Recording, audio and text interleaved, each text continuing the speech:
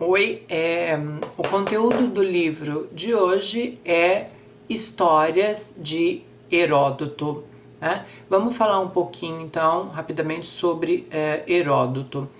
Heródoto nasce em Halicarnasso, que era uma cidade ali da Ásia Menor, né? Ele nasce mais ou menos por volta de 484 a.C. Um pouquinho vamos falar um pouquinho porque para entender, né, um pouco do porquê que Heródoto realiza as viagens que ele fez, né, para escrever. A gente tem que falar um pouquinho que ele tinha um histórico familiar por trás, né? Ele tinha um tio que era um poeta, e se chamava Panases, né? E que compôs na época um poema muito famoso que se chamava Os Iônicos. Também a gente sabe que ele teve uma boa educação, né? Que ele leu ali os grandes, digamos, entre aspas, escritores, né? Então ele leu, por exemplo, a descrição da Ásia de Decideu. Ele também leu História da Lídia, de Xanthos, e História da Pérsia, de um autor chamado Elânicos de Lesbos. Então,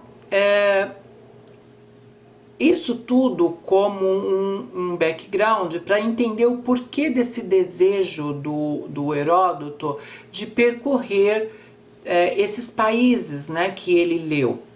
Então, surgiu nele o desejo então de percorrer esses países e ele resolveu então escrever histórias. Então, histórias trata basicamente, ele queria tratar basicamente da guerra dos gregos contra os persas, né? A gente conhece como guerras médicas. Então, na verdade, o objetivo inicial era isso, mas ele acabou por escrever a história dos povos, né? Que os gregos, que tinham relações íntimas com os gregos. Então, e como ele fez para escrever histórias, né? Porque a gente vem aí de uma tradição de poesia, né? De uma tradição de poesia épica, sobretudo, e ele, digamos, inventou um modo diferente, digamos, uma literatura, entre aspas, porque isso não é realmente, é o início, digamos, né, o germen da nossa literatura. Então, como? Primeiro, ele viajou por todas essas regiões que ele escreve. Então, ele viajou pela Grécia, depois ele viajou para o Egito, para Épiro, para Macedônia, né, para Trácia, ali pela região dos Citas, né, que é Íster e Boristemo. Ele foi para a Palestina, né, para a Babilônia, para a Cólcida. Então, além dele viajar, dele ter conhecido esses lugares, ele descrever em certos trechos de histórias, ele diz, por exemplo, quando ele cita um dom ou um presente que foi dado para o oráculo de Delfos, ele diz como ainda se vê hoje em dia lá no templo de Delfo. Então, ele esteve em vários países. Existem controvérsias sobre se ele esteve em um certo país ou outro. Nessa edição que eu li, que eu coloquei ali no início, tem uma introdução, né, que ele está dizendo que seria um contrassenso o Heródoto ele dizer que ele, porque ele fala em um certo momento que ele tem o cuidado dele é para instruir e não apresentar nada além do certo. Então seria um contrassenso ele inventar coisas que não existem, apesar de que ele é acusado de inventar coisas que não existem, é acusado também de mentiras. mas isso não importa pra gente, o importa a gente extrair o conteúdo que tem ali. Muito bem, então, além dele, como ele escreveu a história, além dele ter viajado por esses países, ele manteve um olhar curioso, né? Ele fuçou em arquivos, ele leu as inscrições, né? Porque os gregos tinham esse costume de escrever, de talhar, né? Nas estátuas, nos seus edifícios, as inscrições. Então ele teve esse cuidado de ler as inscrições, né? Dele conhecer a geografia desses países, né? E ele conta também, ele pesquisou a história dos últimos príncipes, né? Antes da conquista dos persas. Então ele estudou para escrever, né? Então, com isso tudo, o que ele faz? Ele conta, depois dessas viagens, né, dessas pesquisas e tal, ele vai contar as produções, né, os usos, os costumes, a religião desses povos. Isso tudo para os gregos, né, porque ele está escrevendo basicamente para os gregos, para explicar, porque os gregos não conheciam muito bem os persas, com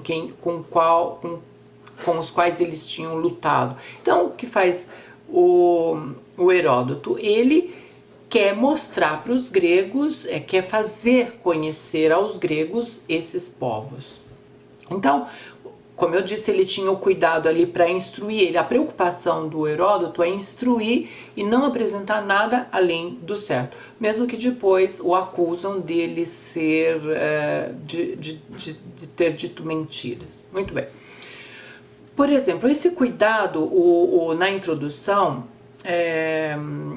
cita, por exemplo, a viagem que ele fez a Tiro, né, no Egito, que pelas descrições que ele dá, muitos viajantes que foram a essas regiões ou que ainda vão, ainda encontram e podem validar o que ele disse lá na Grécia clássica. E também um outro exemplo é a descrição da Líbia, né? É tão exata a descrição da Líbia que ela é também constatada por viajantes que vão nessa região. Por exemplo, também quando ele descobre que a história, né, a narração do mito do nascimento de Hércules como um deus, ele ficou sabendo que existia um Hércules no Egito também. E ele foi até o Egito, né? Ele foi pesquisar por que tinha essas duas, se esse Hércules era o mesmo, né? E ele constata que o Hércules ali aquele deus, né? O Hércules no Egito é datado de 17 mil anos antes dele. E o da Grécia, o Hércules da Grécia, tinha uma história nas costas de 1384. Então, ele conclui que, na verdade,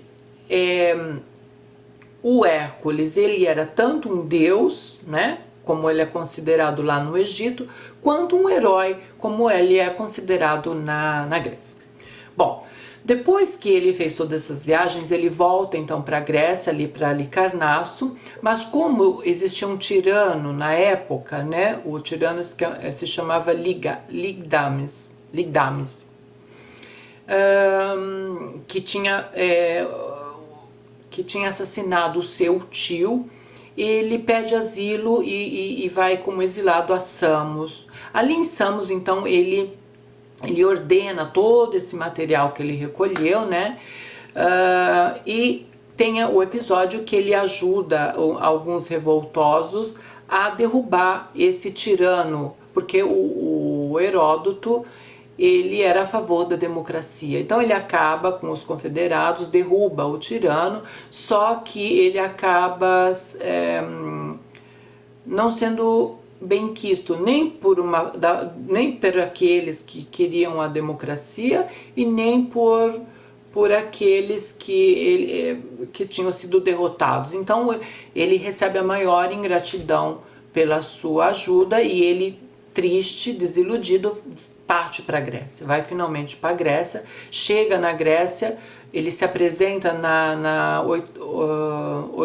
81ª Olimpíada, né? Ele lê um trecho ou algumas partes, né, porque ele queria enfatizar a questão da Grécia, né, da história e tudo, e ali se dizem que é o famoso trecho que ele diz que vê um adolescente, né, que chora as lágrimas de emoção por ter lido, por ter ouvido, né, as partes da história, e nada mais nada menos que o Tucídides, que depois vai escrever a Guerra do Peloponeso. Bom, então ele, com todo o...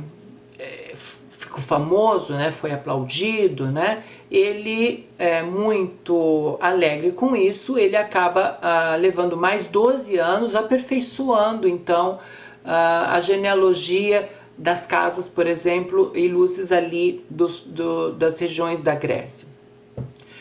Bom, depois ele parte para Turium, que é ali na Itália, né? A Itália quase ao sul. Dizem que ele foi como colonizador também. E ali em Turium, ele dá uma retocada na obra, né? Ele acrescenta muitas outras coisas, né? Ele está ali com seus 77 anos, tanto é que ele acrescenta porque ele acrescenta a revolta dos médias, né? Dos medos, desculpa. Agora, com relação à sua morte e onde ele está enterrado, não se sabe ao certo. Bom, vamos entrar então agora no conteúdo próprio do livro História. Eu vou ler o início do proêmio, que diz muito do objetivo do Heródoto ao elaborar a sua obra. Ao escrever a sua história, Heródoto de Halicarnasso teve em mira evitar que os vestígios das ações praticadas pelos homens se apagassem com o tempo, e que as grandes e maravilhosas explorações dos gregos, assim como a dos bárbaros, permanecessem ignoradas. Desejava ainda, sobretudo, expor os motivos que os levaram a fazer guerras uns aos outros. Isso são as suas próprias palavras, né? Ele está se referindo em terceira pessoa, mas é ele que está escrevendo isso. Então veja, nesse proêmio a gente já tem uma ideia, ele próprio diz explicitamente que ele quer celebrar os feitos, né, dos gregos e dos persas, que eles chamavam, todo o povo que não era grego era bárbaro, que ele chamava de bárbaro. Então, o que ele quer? Ele quer dar os motivos da guerra. Então, ele, bem no início, ele vai utilizar um pouco da mitologia, né? Ele vai usar um pouco Homero, digamos assim, porque ele fala da guerra de Troia, né? E ele usa... os persas dizem isso, né? Depois ele contrapõe aos que os lídios dizem aquilo. Então, ele conta um pouquinho sobre o rapto de Helena, o rapto de outras princesas, e diz que dizem que seria esse o motivo da querela dos persas contra os gregos. Aí, depois ele fala assim, olha, isso é o que dizem, mas o que eu vou relatar é aquilo que eu pesquisei, né? Então, seria...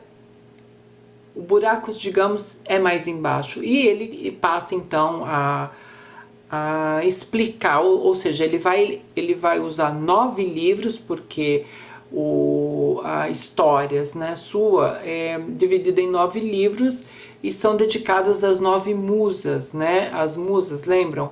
Lá do Hesíodo, né? As filhas, né, do Zeus com Mnemosyne, com memória, né? Então ele divide histórias em nove livros.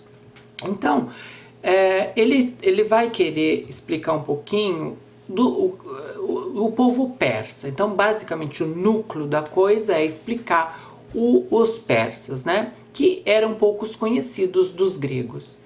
Qual é a origem, digamos, do povo persa? Aí ele vai ter que falar um pouco então dos Medas, né?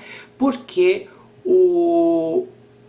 os persas, em origem, eles eram subjugados pelos Medas. Então ele vai contar como é que se desfez esse jugo dos Medas. Então ele vai dar um vislumbre rápido da história dos Medas, né? Só que os Medas, eles eram súditos dos assírios. Então ele vai ter que contar também a história dos assírios, né? Como eles se libertaram dos assírios. Aí ele conta um pouco da história desse povo. Então veja, existe um núcleo narrativo, né? Digamos uma linha narrativa, né? Só que ele tem que fazer digressões para explicar, por exemplo, aquele povo que de repente caiu ali no meio da história. Então ele vai ter que desenrolar certos fios para explicar para dar a entender a quem lê, né, os motivos ou aquele povo. Muito bem, então isso tudo a gente está ali ainda no livro 1. Ele conta um pouco do Ciro. Ciro era o rei ali dos persas. Os Medas foram subjugados por Ciro, né? E Ciro também quer subjugar os gregos que habitavam ali na Ásia Menor. Então, ali Carnaço, Samos, toda aquela região ali da Ásia Menor, o Ciro, o rei, né, ele quer subjugar. Ele conta um pouco da história do Ciro, né, os antepassados, como ele chegou ao poder, enfim. Só que, pelos lados, existe essa guerra de Ciro, que são os persas, com os Medas, e ele vai lutar contra Creso, né, que eram os lídios. Os lídios faziam parte do povo ali dos Medas. Aí ele vai contar então um pouco da história do Creso e da história dos lídios. Veja, então a gente vai encontrar sempre essas digressões. Tanto é que a narração da história, ela não é linear, ela às vezes volta, depois ele lá na frente retoma o fio da narrativa, enfim. Só que ele tem que fazer essas digressões porque ele quer explicar, ele quer fazer conhecer esses povos para quem lê, no caso os gregos. Bom, o Ciro então em pessoa, ele vai marchar contra a Babilônia, porque ele quer submeter a Babilônia às suas terras, ao seu reinado, né?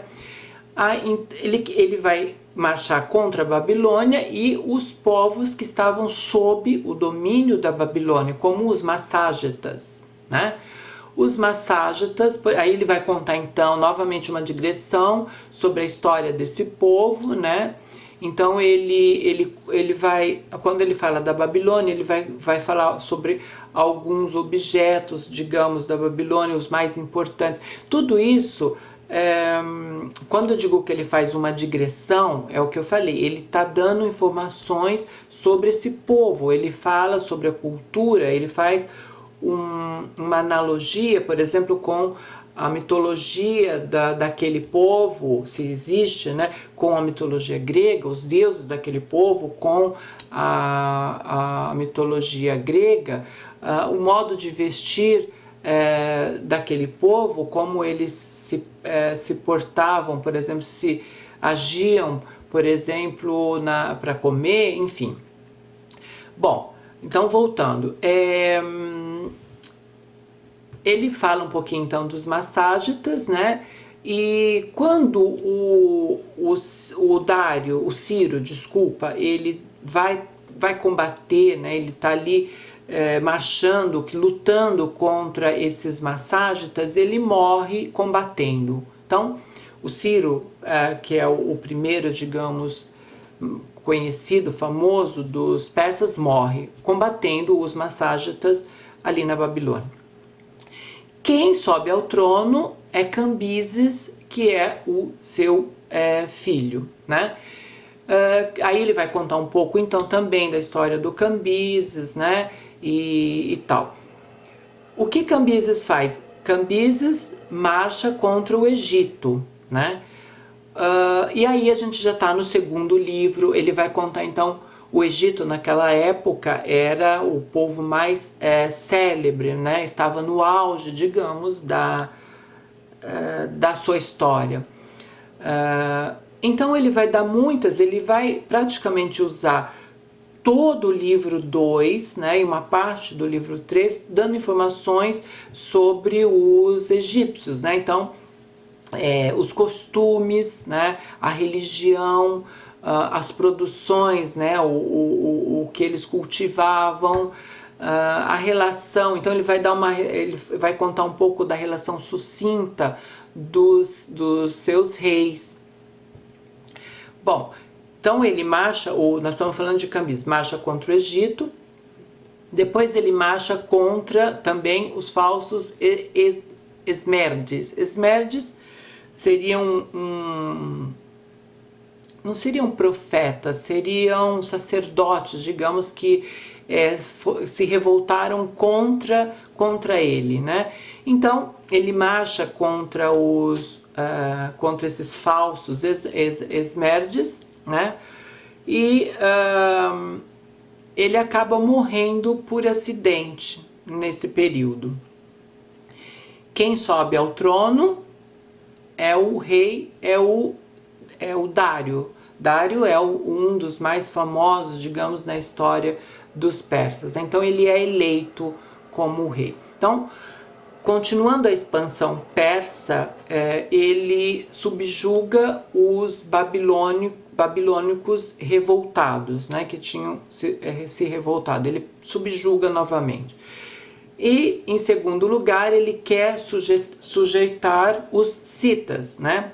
Então, quando Dário ele marcha contra os citas, né, que se revoltaram, ele faz uma digressão, o Heródoto faz uma digressão, vai contar um pouco então sobre a forma de governo desse povo, sobre os seus costumes, né? Então ele faz uma descrição ali sucinta. Só que Dário não tem um bom êxito nessa empreitada, e ele teve que voltar então para os seus estados. Isso a gente já está no livro 4.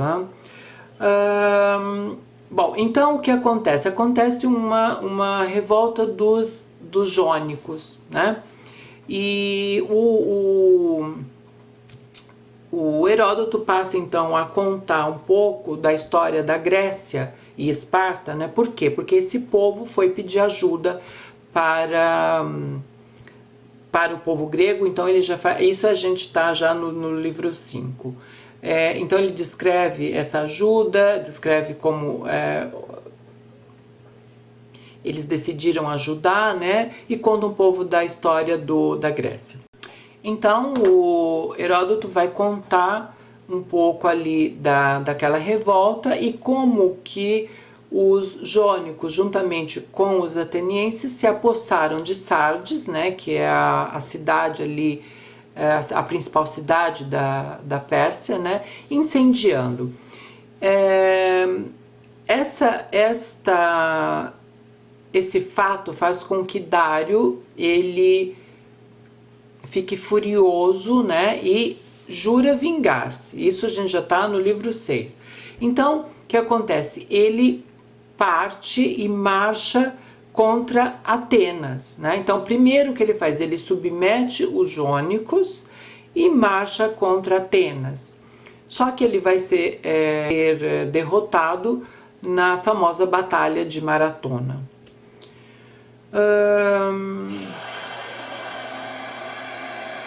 Nesse interim, o Egito subleva-se. Então ele dá um tempo nessa vingança contra a Grécia e Atenas, e ele vai tentar submeter o povo egípcio. Ele consegue submeter o povo egípcio, só que ali ele morre. Quem sobe ao trono é o seu filho, chamado Xerxes, o famoso. Quem viu o filme 300 vai se recordar de Xerxes, né? Na batalha ali de Termópilas contra o Leônidas, né? O rei espartano que o combate. Muito bem. Então, sobe ao trono Xerxes, ele porta avante essa vingança contra os gregos, né? Então, o que ele quer? Ele, muito mais do que seu pai, ele quer subjugar Atenas e também toda a Grécia. Então, aí a gente já está lá no livro 8, não? Só que tem toda a narração, é claro, né? Que eu não vou me distender aqui, mas o Heródoto, ele vai narrar desde a saída ali de Sardes, né? Passando ele faz uma ponte com navios ali na região do Helioponto. Ele faz todo o percurso passando pela Macedônia, né? Desce ali pela Beócia até chegar em Atenas. Então, o Heródoto narra todo esse percurso com esse exército jamais visto na história, porque era imenso, né? O Xerxes, ele passa muitos anos antes de iniciar essa marcha. A preocupação dele, ele manda para certas cidades ali em toda essa região de grãos, né? Para ter o que comer durante todo esse percurso, grãos, comida, né, bebida, enfim. Voltando ao assunto, então, ele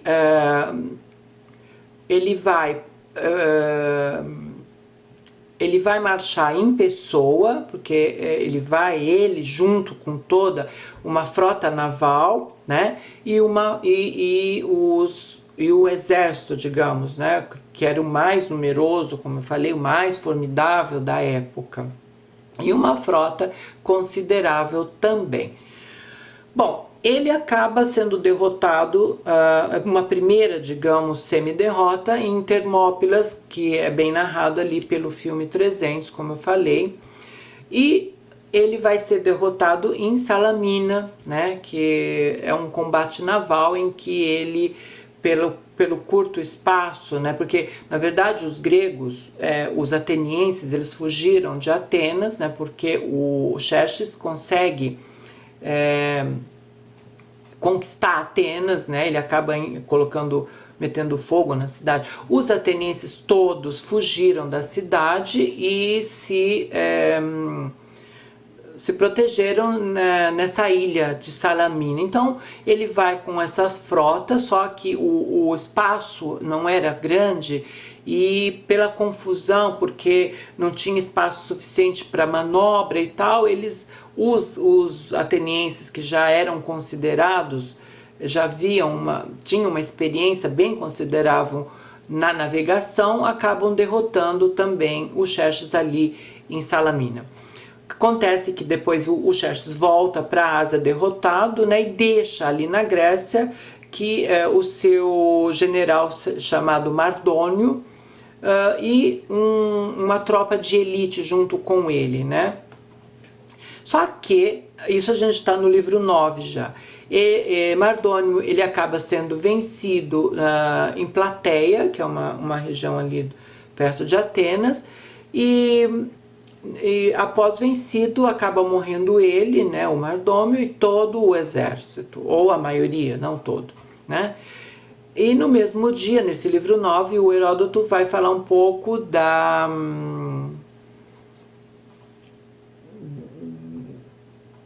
libertação da cidade e os gregos então enfim saem vitoriosos, e Heródoto termina aqui a sua descrição da guerra. Bom, contando dessa forma, né, fazendo esse apanhado da história, parece uma coisa muito chata, né, para ler, além do que é imenso.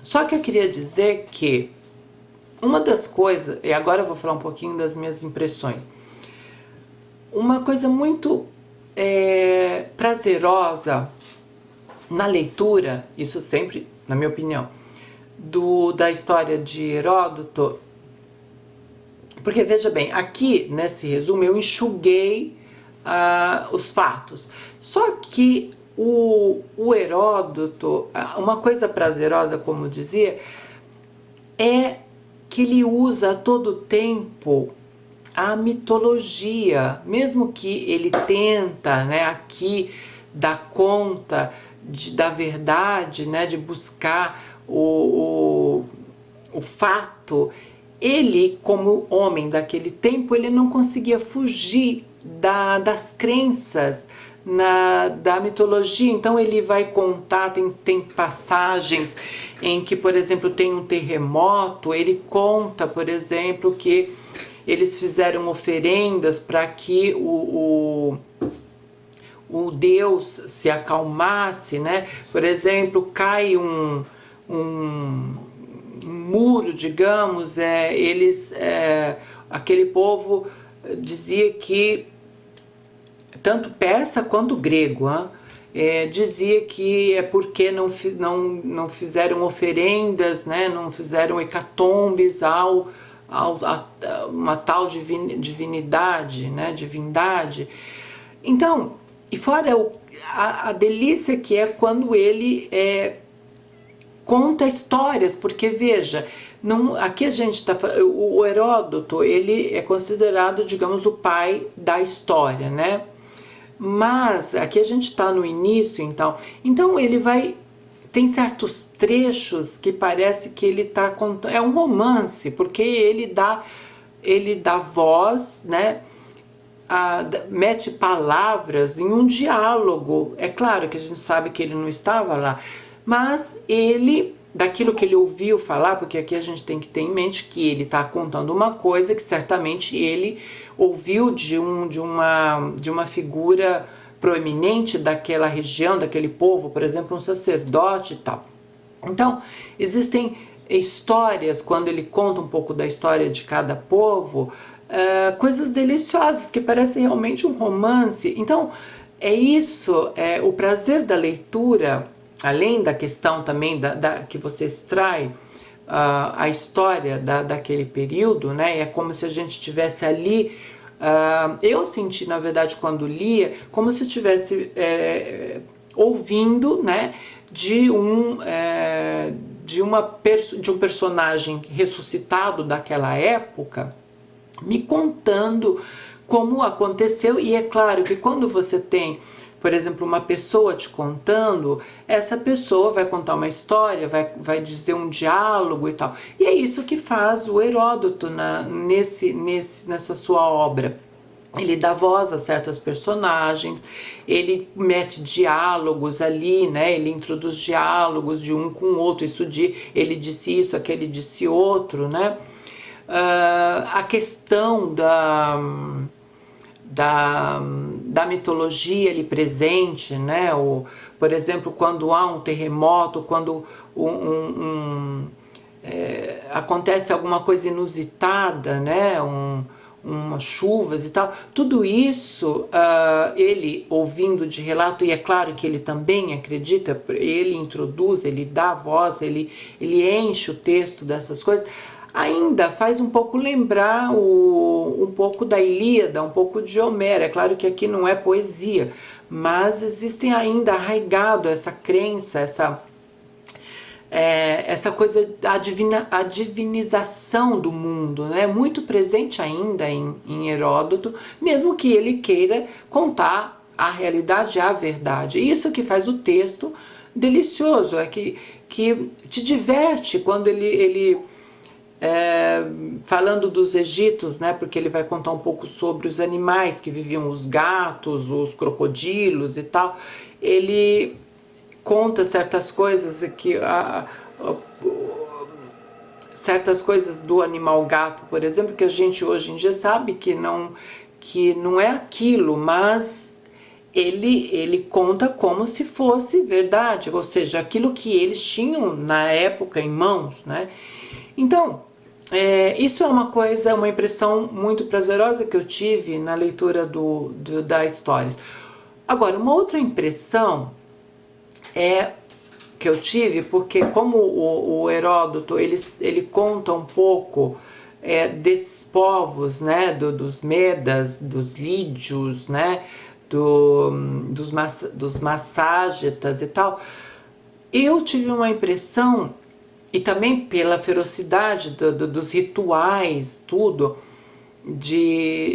porque tem reis ali, por ganância, por medo, porque um oráculo falou que o filho vai derrubar ele do trono, então ele corta a cabeça do filho, manda matar e tal. Eu lembrei muito dos Incas, dos Maias, né? Veja, a gente está falando de 400, né, de 500 antes de Cristo, e me fez pensar nos rituais do povo dos Incas, dos Maias, que faziam ainda em 1500, né, da nossa era. Eu vi a impressão que eu tive é que o Heródoto e esse povo todo ainda conviviam com uma civilização próxima dessa civilização que os europeus descobriram em 1500. E mesmo os gregos, né, que a gente tem como em alta com relação à democracia, com relação à filosofia, né, tudo, só que a minha impressão é que eles ainda viviam essa fase, se a gente pode dizer, essa fase histórica dos povos da América, das Américas que foram descobertos, né? Apesar deles terem a questão da democracia, a questão de serem um povo, digamos, culto, entre aspas, eles ainda tinham essa coisa guerreira, essa coisa sanguinária, né, de matar os guerreiros inimigos ou sacrificar guerreiros inimigos. Isso me causou uma impressão estranha, porque a gente pensa no povo grego como o Aristóteles, né, como o Platão, então a gente imagina aqueles edifícios belíssimos em mármore, só que por trás, eu sei que eu estou falando uma coisa que é um pouco estúpida, mas é uma impressão, porque foi o meu primeiro contato com esse texto, é uma impressão que eu tive que eles tinham essa parte, digamos, polida, mas ainda um pezinho ali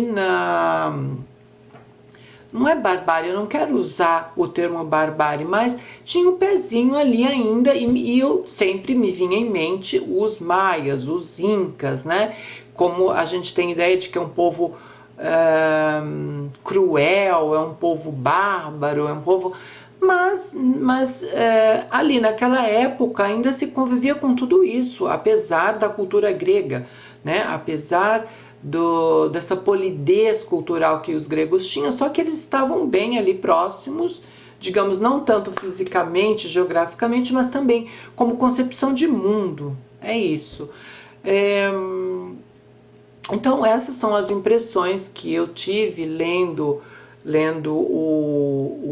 as histórias do Heródoto, né? Eu ri em algumas partes, é uma coisa deliciosa.